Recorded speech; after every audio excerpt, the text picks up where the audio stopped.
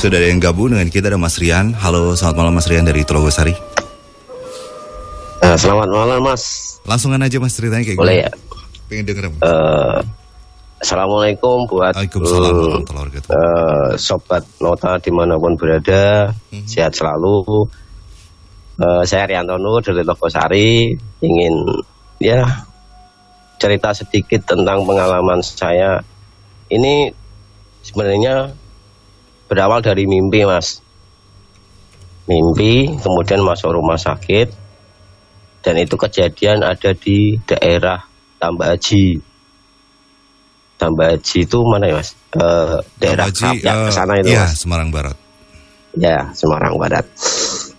Sebenarnya dari rumah itu saya udah ngerasa dari mimpi itu seperti akan terjadi pada diri saya Mas.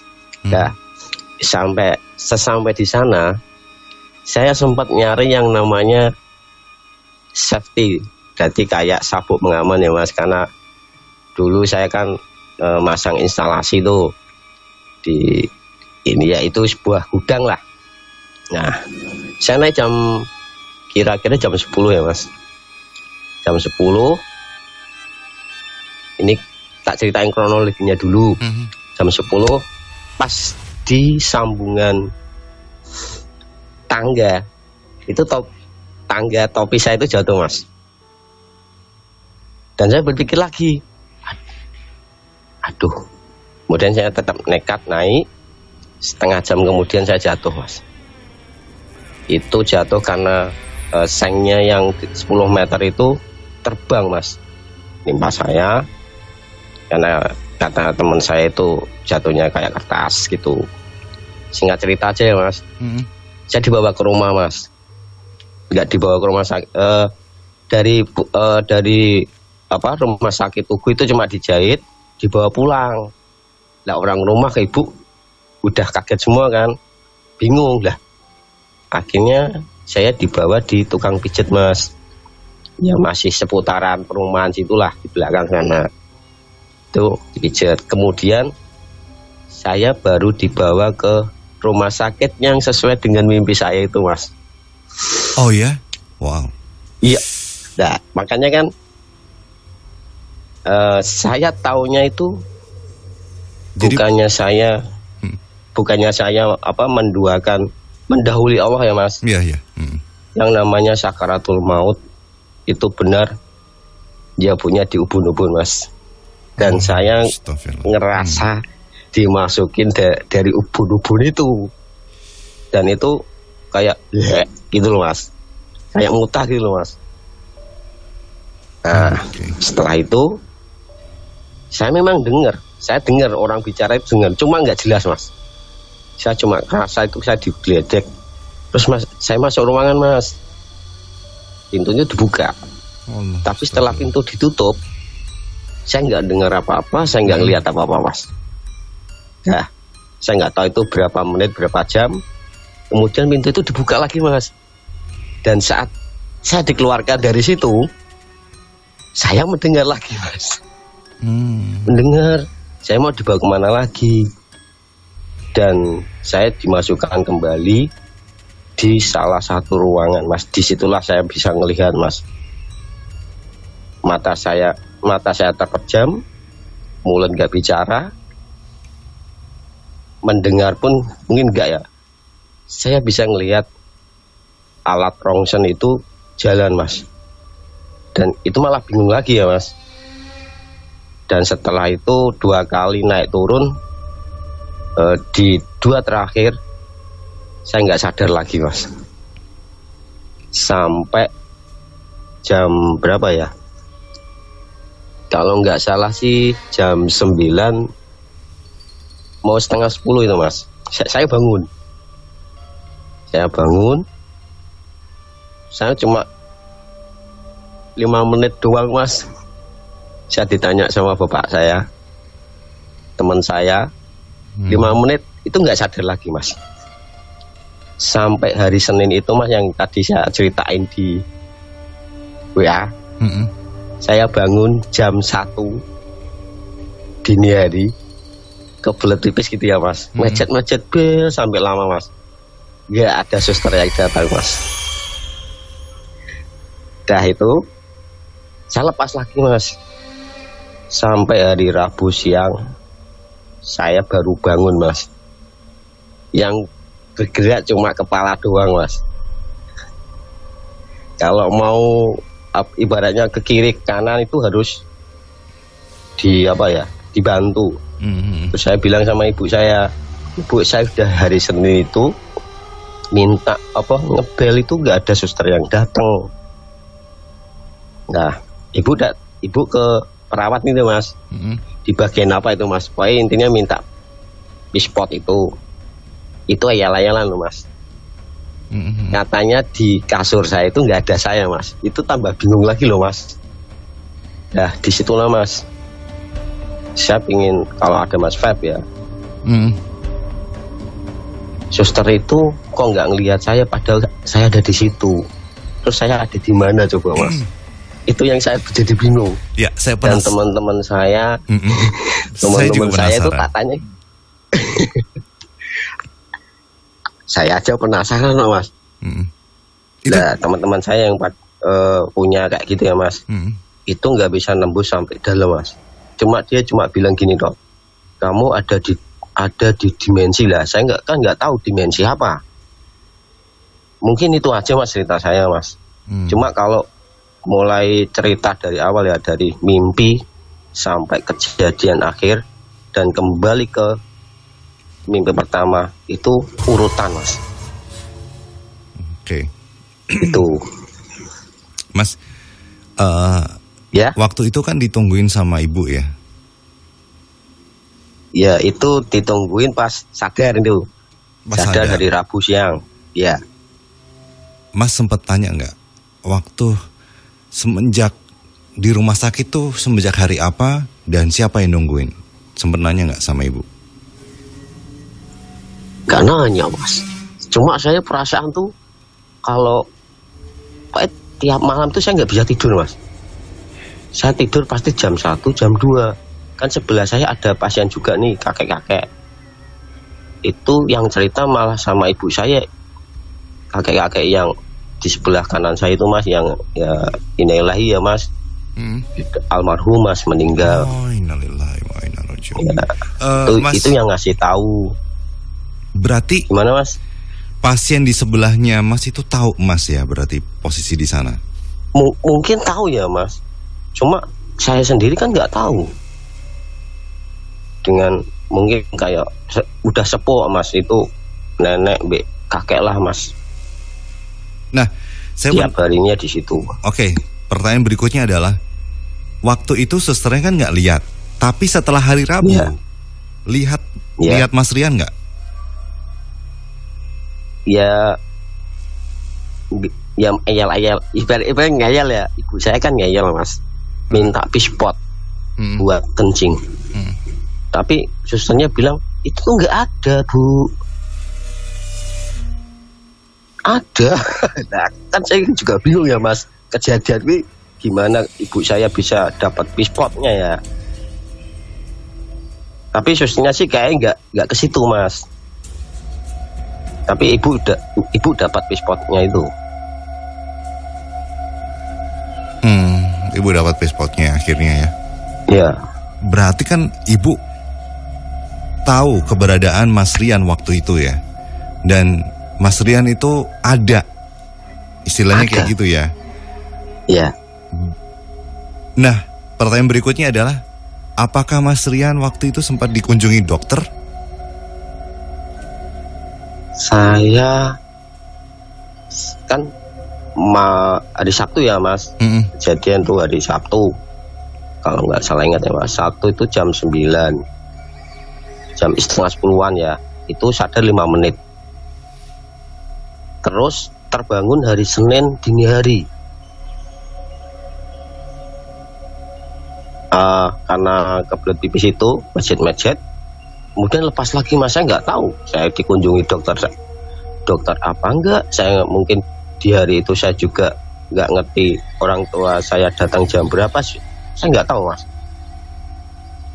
Yang dilihat Mas waktu di bilik kamar ruangan di sana rawat inap apa aja Ya. Mas?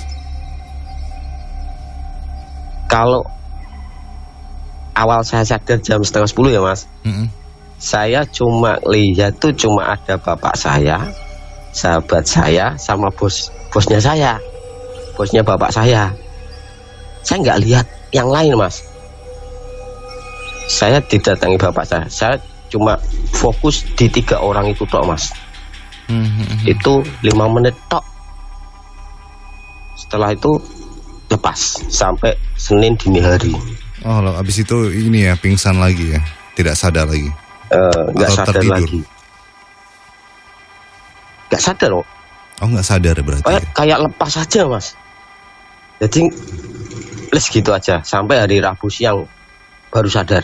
Waktu itu masih ingat nggak Bapak ngomongin apa? Ini. Atau Kamu nanya? kenal ini enggak? Oh ya. Kenal enggak? Kenal. Siapa? Kan bapak. Ini sahabat saya Mas. Lah, baru nunjuk. Lah ini siapa? Berarti.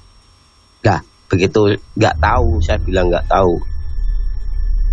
Plus, dah. Nggak ingat Mas.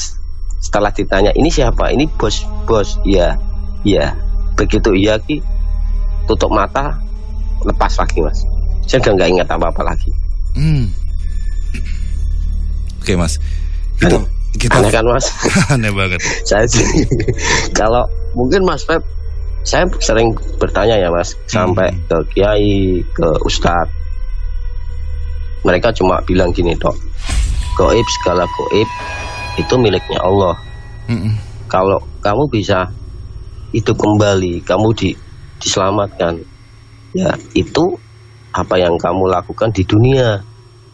Itu aja Mas jawabannya Mas. Cuma kalau jawaban teman-teman ada yang aneh lagi, ada yang bilang perjanjian, yang sama leluhur, sama sing bawa reksasana Mas.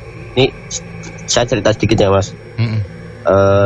Sebenarnya bangunan yang saya instalasi itu, yang di Tambah Haji, itu tidak disetujui oleh pihak sana Mas, warga sana.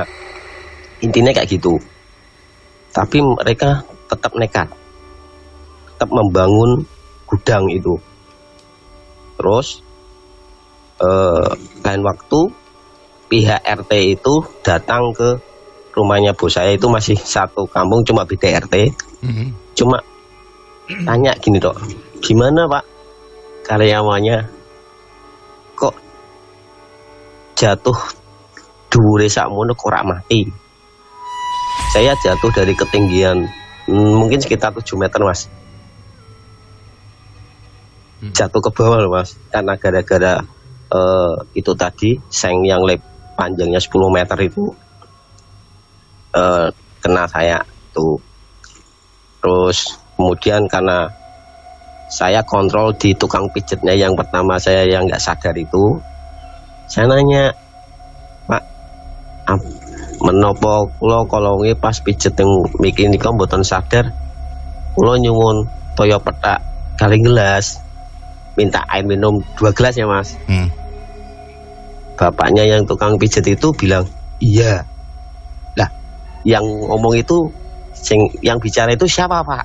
Kan saya nggak sadar Pak. Terus akhirnya dia ngomong, Mas, yang ngomong itu sing bawa reksa kono Mas, cuma bilangnya gitu Mas. Lah itu katanya sih pesisir utara Mas. Saya nggak tahu ya Mas, benar atau tidaknya. Itu yang pesisir utara masih ikut saya sampai hari ini Mas. Ketahuannya itu saya pas kuliah di Mijen, terus diislamkan sama kiainya. Apakah itu benar atau enggak saya kurang tahu.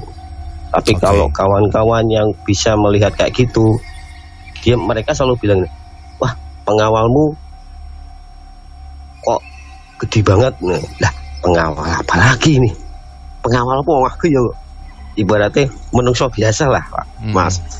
Cuma mereka tuh mesti ngomongnya gitu, wah nggak pengawal lah. Dah itu dialah mereka yang ngomong Mas. Cuma memang mungkin kalau saya cerita mungkin yang tahu mungkin, soalnya mungkin ikut Mas. Saya nggak tahu ini apakah ada hubungannya dengan leluhur atau gimana, saya juga nggak tahu. Tapi ya alhamdulillah setelah saya ruqyah di Mijen sana, tak suruh nganterin teman saya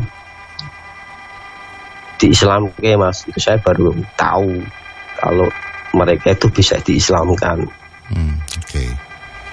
Ya, kita flashback lagi kejadian Mas jatuh itu. Itu ketinggian berapa tadi Mas?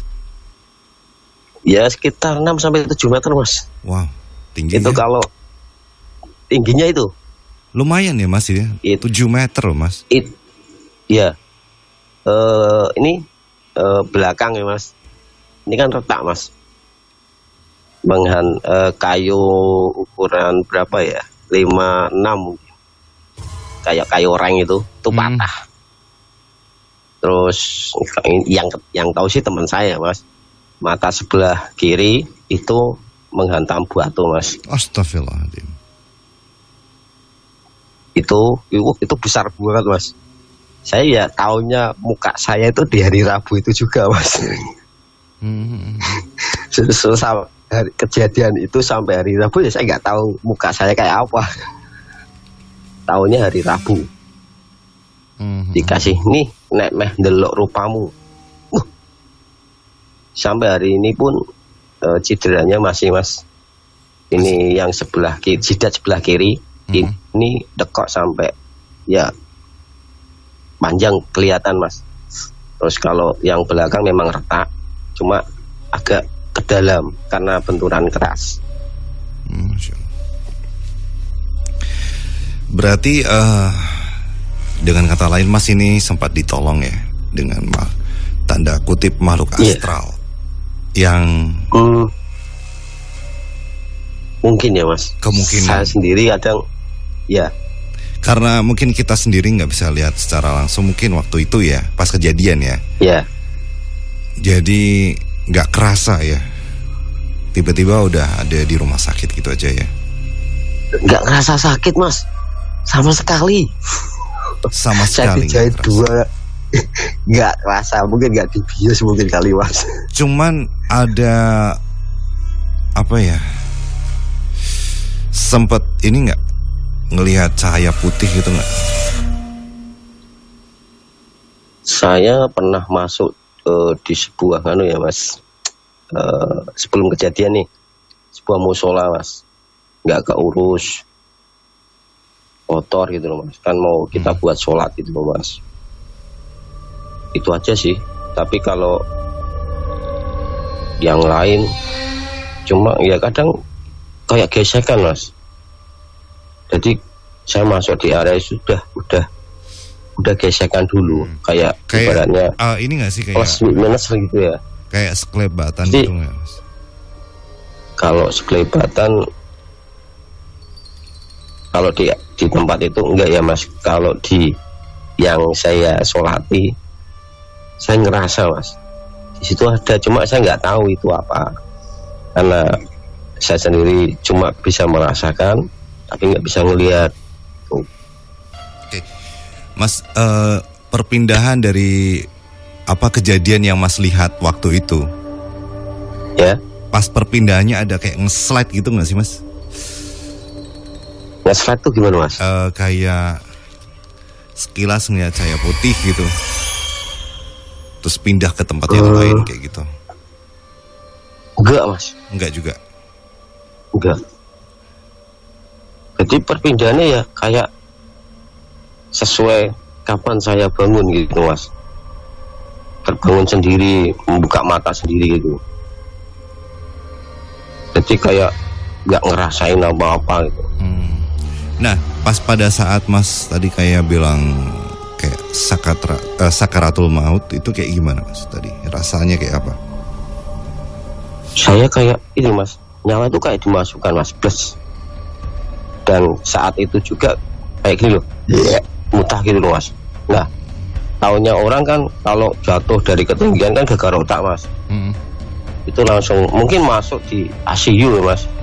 Ruang UGD. Mungkin itu. Maka saya nggak bisa, saya dengar cuma saya nggak jelas mas.